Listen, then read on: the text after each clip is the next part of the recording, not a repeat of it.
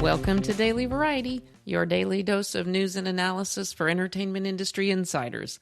It's Thursday, May 14th, 2026. I'm your host, Cynthia Littleton. I am co-editor-in-chief of Variety alongside Ramin Satuda. I'm in LA, he's in New York, and Variety has reporters around the world covering the business of entertainment. On today's episode, Variety's Michael Schneider breaks down the last lap of Upfronts week as Warner Brothers Discovery, Netflix, and YouTube grabbed the megaphone on Wednesday. And Variety music chief Jem Aswad goes deep on the music of Heated Rivalry in a panel that he moderated with showrunner Jacob Tierney, composer Peter, and music supervisor Scotty Taylor. It was recorded on May 7th at Toronto's Departure Festival for Music Creatives. But before we get to that, here are a few headlines just in this morning that you need to know. Hot off the croissant in Cannes, Graydon Carter, the former Vanity Fair editor who now leads the Airmail newsletter, has launched Par Avion Pictures with his Airmail colleague Harrison Vale.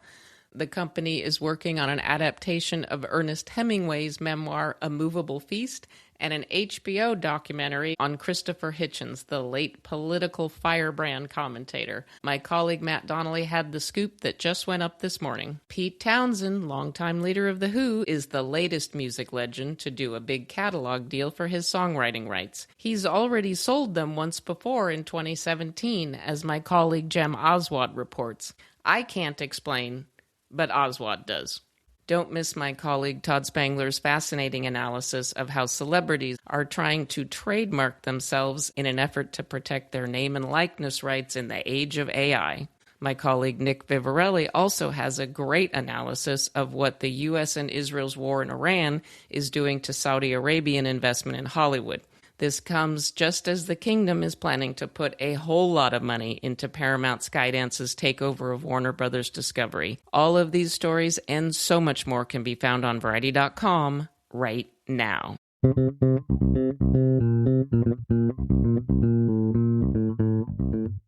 And now it's time for conversations with Variety journalists about news and trends in show business. Michael Schneider, Variety's executive editor of television, is a Cal Ripken-level veteran of Upfronts, and that makes him perfectly positioned to evaluate important trends and developments that he observed over the past 3 days. Michael Schneider, thank you so much for joining me. You have been busy these last 3-4 days. I have a lot of steps on my Apple Watch to prove it. It's a pretty great time of year to be in New York. I want to talk to you a little bit about Wednesday's events, but first of all, just in general, what made a big impression on you, Mike? From a programming perspective, I think everyone's sort of holding back on fall. Mid-season is the new fall, is what I've been saying, because even the fact that ABC is holding High Potential, which is their biggest show, and one of the biggest shows in television until mid-season, that would have been unheard of just a couple years ago. But the fall is all about live sports. It's all about football. You look at the fall schedules, and for the most part, the networks have football, they have other sports, they have some reality shows, and maybe 2 nights at most, perhaps 3 of scripted programming. So they're all kind of staying out of the way of the fact that people just aren't really watching a lot of scripted in the fall. I noticed that Netflix is adding a few more football games to its lineup, too. That was one thing that everyone had in common this week, was around the same time that this season's football packages were all coming out, everyone had a chance to announce what their big premiere game was going to be as breaking news. So that became a huge announcement. More so probably than the schedule was the fact that they all had a game that they wanted to tout. Football is the connective tissue.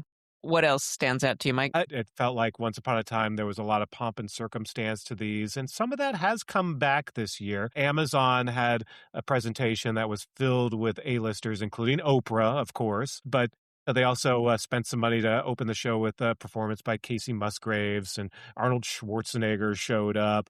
Shabuzi performed at their after party. So, Amazon spent some money, but then so did Disney. The fact is they ended their show with Olivia Rodrigo, who performed 3 songs. People seem to find that really amazing because generally these performers at most perform 2, but Olivia performed 3. So She must have gotten a nice package from Disney over that. And then Netflix had a ton of their stars. They opened up with J-Lo and Brett Goldstein. So, some big star power this year. Of course, in this day and age, a network schedule seems kind of antiquated. But what for the broadcast networks that are still largely in the business of getting people to watch live, any other trends in terms of types of dramas, or is there more comedy content? Boy, there are sure not a lot of comedies, especially on network TV. Do you think, will that change at all in I the mean, next season? I hope so. I'm always looking for a good comedy, and there's a few that were announced that look decent. I'm looking forward to seeing what Sunset PI is with Jake Johnson over on NBC. And actually, speaking of PIs, private investigators, definitely a hot trend this season. You've got Rockford Files as well. You've got returning series like RJ Decker, which you got the primo After Dancing with the Stars position on ABC for season 2.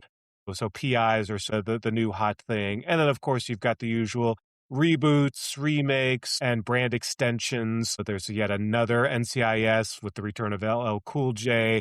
There's another version of The Rookie. There's even a spinoff of Family Guy with Stewie coming, although that won't be for another year. Back to the presentations of it all, they all have to have some kind of dance number or production value there. NBC opened up with Las Culturistas, Matt Rogers and Bowen Yang doing something kind of fun. Any one of those really land? Well, I got to tell you, the funniest or the most bizarre thing was on Monday, Jane Krakowski, who, of course, we remember well as Jenna Maroney on 30 Rock. She did a razzle-dazzle song and dance number in character as Jenna, celebrating NBC's 100th anniversary over at NBC. And then just a couple hours later, she was back at the Fox presentation doing another razzle-dazzle number, this time with Jane Lynch, and because she hosts Celebrity Name That Tune. We were all looking at each other like, didn't we just see her perform a couple hours ago? I don't know if she didn't tell either network or what, that she was performing at both. Let's talk specifically about Warner Brothers Discovery, because, Daily Variety listeners know that Warner Brothers Discovery has been through some stuff in the last couple of months. What was the vibe like? What was the message that they sent from the stage? They opened with a tribute to Ted Turner, who, as we know, passed away last week at age 87. Anderson Cooper came out and had a few lovely things to say. They showed some clips of Ted Turner on the day that they first launched CNN. And so very much opened with a little bit of a feeling of this is a wake. And, the irony of the fact that that happened so close to the upfronts when this really was sort of a wake for Warner Brothers Discovery if the deal with Paramount Skydance goes through. You couldn't help but think about that. And then if you didn't think about it, that, their opening remarks, the heads of ad sales basically made a joke that, listen, there's an elephant in the room, joking Freudian slip that nonetheless pointed out that it was on everyone's mind this was probably the last year of a Warner Brothers Discovery. Was there anything programming-wise that looked exciting or fresh for them? They brought out a couple of people to talk about some of their upcoming shows, but it still felt just a little lackluster, to tell you the truth. I mean, they did have a moment where Noah Wyle and Catherine Lanasa came out to tout The Pit, and people love that. I mean, who doesn't love The Pit? And so there's a little bit of a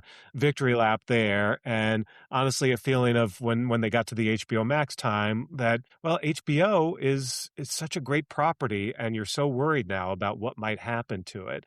And by the way, they also brought out the theatrical team to do a little bit of a victory lap because Warner Brothers did do very well last year at the box office. So again, they have things to crow about. They had a great year last year, both in TV and in film. So it feels a little bittersweet that things ended up the way they did. It is part of the bittersweetness that even a company having a great run at the box office and strong TV hits and a Harry Potter series on the horizon can't make it as a standalone in this day and age. Well, there is still a lot to unpack when it comes to the Ellison in the room. That's a pretty good line. I'm sorry we didn't think of it ourselves. It's pretty good. It's pretty good.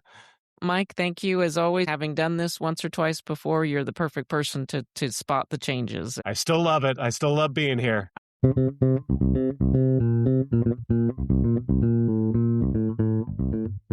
And now we turn to Jem Oswad's conversation on the music of Heated Rivalry. Showrunner Jacob Tierney took a break from writing Season 2 of the HBO Max smash to discuss how the score and the needle drops on the hockey romance series came together. Tierney spoke at length during the panel about how gratifying it was to help some of his favorite budding artists by putting their tunes in a hit TV show. In this clip, the first voice you'll hear is Jem Oswald, followed by composer Peter, who is a Montreal-based singer-songwriter, and then showrunner Jacob Tierney. Peter, your role is to basically soundtrack the emotions and the action of the film. And, it's when there's tension, you might have something that sounds a bit like techno. When there's sadness, you're going to have washes of synths or whatever.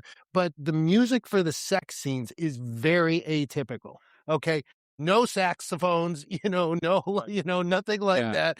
All right. The way I do it. It's very unporn. Okay. No, I know. And I mean, was that something you intended to do? Because I noticed even the music for the sex scenes evolves as the show goes on. First, it's much more, I don't know, it's almost like Kraftwerky and sort of pinging. And then it gets more romantic as their feelings grow for each other. Yeah, I guess I was having a hard time trying to imagine the sex. At first, I thought it would be more like a hockey game, the sex. So a lot of action, like with a fast editing and that kind of thing. So I was leaning towards techno for those scenes. But I remember I sent demos to Jacob and it was used by the editors. And when I saw with the up tempo techno on the intimate scenes, I was like, oh man, I'm ruining everything here. Really, I felt ashamed of myself. I was like, okay, that's not the right call for that. So I just started from scratch, and it was really love-based more than anything. It's the first thing I saw. It was more about the two people being together, So I just didn't want to be an intruder in there. I just wanted to keep their intimacy by just getting something warm, but not. They give the rhythm, and we just needed more something warm. I remember you saying early on you were surprised.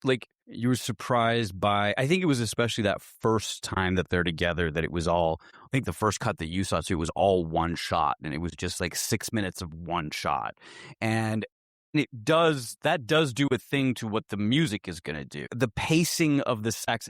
And I think it's important that what Peter understood kind of instinctively was that even though those first two episodes might not feel like it, there's a bait and switch to this show where it's it does the opposite of what a romance does, which is that it leads with sex and then gets to feelings. But you have to provide that basement. You have to be there will be feeling. I think what people were kind of initially surprised by was the gut punch of the end of episode 2 when you're oh, I didn't even know they had feelings for each other. It's not clear that there are feelings, but we had to, as the storytellers, be laying that groundwork so that by the time you get to 5 and 6, which are so emotional, that you're in a place where you're receptive to that and you feel like you're still watching the same show. And that to me was the kind of beauty of the ultimate queerness of this show, is that we start with sex and then we get to feelings. And that is it's not a narratively traditional way to go with love, but I think it's very relatable for queer people, especially gay men. Peter, what were were there things you listened to, things that inspired you to create the music for this? Yeah, there's one actually. I thought of Barry Lyndon. There's this Handel Sarabande, Is that the march? Yeah, it's a bit of a ternary song and everything. And it's just I knew that I wanted to create something noble for them. Because for me, when I read the script, I thought it was just a whole quest of love. So I just wanted something noble, and the whole word, rivalry is really connected to Renaissance and everything. So I just wanted something very elegant for it. So the theme of two souls and one soul is inspired vaguely by the chords, by the harmony of Handel, I'd say. Otherwise, no, I was just jamming through, just reading the script, and when I received the footage, I just but I didn't do some deep research on the on the music side. But I watched Youngblood and stuff like that. I was is there good music in Youngblood? Not really, So I wasn't. And you mean the old one? If anybody, yeah, and the new one isn't. Yeah. And so I was really trying. Every time I was on the phone with Jacob, I was trying to get the idea, but I thought it was maybe expecting me to do Ether number 2 for some reason. But then on a phone call, he was well, you have total freedom. If you want to put guitar, At first, I was like even more lost then, but it was just, yeah, when I received the footage, because when you read a script, you really picture things in a certain way. And when I received like the files and everything, it made so much sense. And I just like, it was easy, but yeah.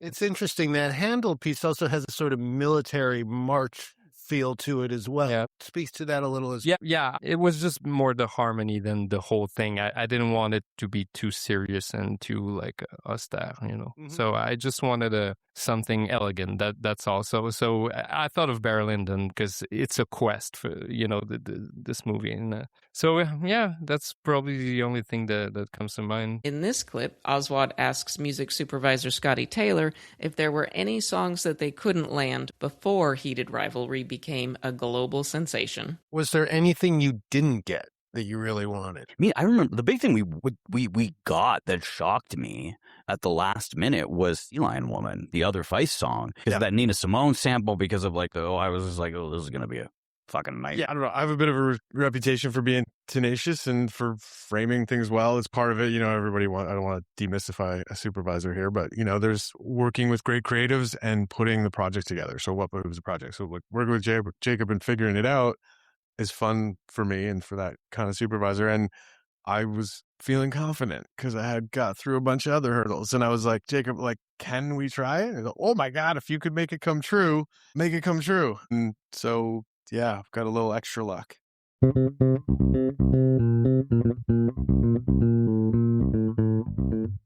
As we close out today's episode, here's a few things we're watching for. Saturday Night Live has a digital series called The Rundown that gives a backstage glimpse at the making of each episode. This week, the featured player is Chloe Fineman. Saturday Night Live's Season 51 finale airs Saturday with host Will Ferrell and musical guest Paul McCartney. The Cheetah Rivera Awards for Dance and Choreography will be held May 18th in New York. Anne Margaret will receive Lifetime Achievement honors that will be presented to her by Leslie Uggams. The Skirball Center in Los Angeles is revisiting the glory days of punk rock with an exhibit that opens May 20th. It's called Outsiders, Outcasts, Rebels, and Weirdos, Punk Culture 1976 to 1986. None other than Keith Morris, former lead singer for the Circle Jerks and Black Flag, will make an appearance at the exhibit on May 29th.